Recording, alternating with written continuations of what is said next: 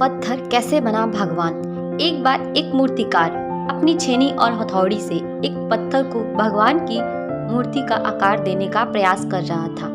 जैसे ही वह छेनी पर अपना हथौड़ा चलाता, वह पत्थर चिल्लाने लगता और कहने लगता कि ये क्या कर रहे हो, मुझे इतना मार क्यों रहे हो, मुझे बहुत दुख हो रहा है, तकलीफ हो रही है, पीड़ा हो रही है, मुझे अपने हाल पर छोड़ दो और यहाँ से चले जाओ। मूर्तिकार ने उस पत्थर से कहा, मुझे बहुत अच्छे से पता है कि तुम्हें बहुत ज़्यादा दर्द हो रहा है, तकलीफ हो रही है और तुम बहुत ही ज़्यादा पीड़ा में हो। लेकिन यदि आज तुमने इस दर्द को नहीं सहा, इस तकलीफ को नहीं सहा, तो जीवन भर तुम यहीं इसी प्रकार से पड़े रहोगे। मुझे पता है कि तुम में आगे बढ़ने की अपार संभावना है। तुम एक बहुत अच्छे पत्थर हो, लेकिन यदि तुम इसी प्रकार से रहोगे तो कभी भी आगे नहीं बढ़ पाओगे। इतना कहकर मूर्तिकार औजार उठाए ही थे कि पत्थर फिर से चिल्लाने लगा, गिड़गिड़ाने लगा, विनती करने लगा कि मुझे अपने हाल पर छोड़ दो। मुझे पता है कि जीवन के लिए कौन सी चीज़ सही है और कौन सी चीज़ गलत है। मुझे बहुत ज़्यादा दर्द हो रहा है, अब मैं इस तकलीफ़ को बहुत ज़्यादा नहीं सह सकता।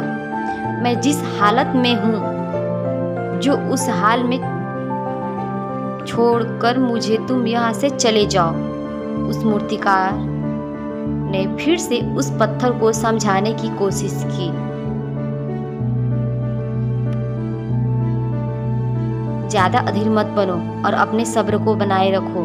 थोड़ी देर और इस दर्द को सहो।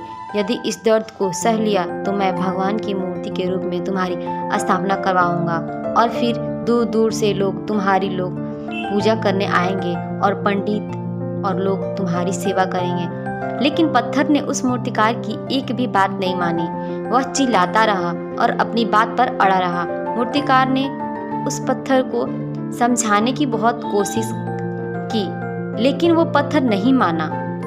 अब मूर्तिकार भी थक चुका था और वह उस पत्थर को छोड़कर आगे बढ़ गया और थोड़ी ही दूर जाकर देखा कि एक और बहुत ही अच्छा पत्थर वहाँ पड़ा हुआ है और उसने छेनी और हथौड़ी उठाई और उस पत्थर को मूर्ति बनाने के लिए वो तैयार हो गया।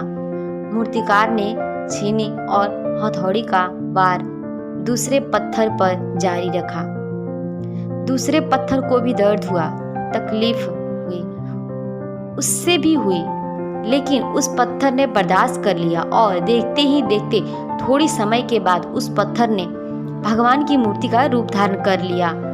थोड़े दिन बाद उस मूर्ति की एक मंदिर में स्थापना हो गई।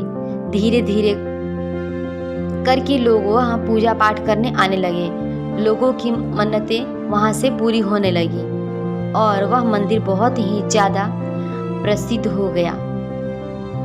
अब धीरे धीरे करके दूर दूर के गांव के लोग वहाँ पूजा पाठ करने आने लगे। फिर एक दिन और उससे पत्थर को उसी मंदिर में लाया गया और उसे एक कोने में रख दिया गया। अब लोग आते और उस पर नारियल फोड़ते। ये कोई और पत्थर नहीं बल्कि वही पत्थर था जिसने दर्द को नहीं सहा था। अब वो पत्थर मन ही मन बहुत ज़्यादा पछता रहा था, दुखी हो रहा था और अपने आप से कह रहा था कि काश मैंने उस दिन उस दर्द को, उस तकलीफ को सह लिया होता तो आज लोग मेरी भी पूजा करते। कहानी से सीख। इसलिए आप भी अपने जीवन में हमेशा याद रखिएगा कि जब भी आप अपने कैरियर की शुरुआत में किसी काम को कर रहे हो, पढ़ाई कर रहे हो या कोई भी काम कर रहे हो और उसमें आपको दर्द हो रहा हो, तकलीफ़ हो रही है, ज़्यादा मेहनत करना पड़ रहा है, तो आप रुकिए मत, किसी और रास्ते की शुरुआत मत करिए, क्योंकि कोई और रास्ता आपको सफलता नहीं दे सकता। आपको उस दर्द को, उस तकलीफ़ को सहना ही होगा और उस दर्द को, उस तकलीफ़ को सहकर आप ज़्यादा मजबूत बनेंगे और तभी आप अपने जीवन में आगे बढ़ पाएंगे।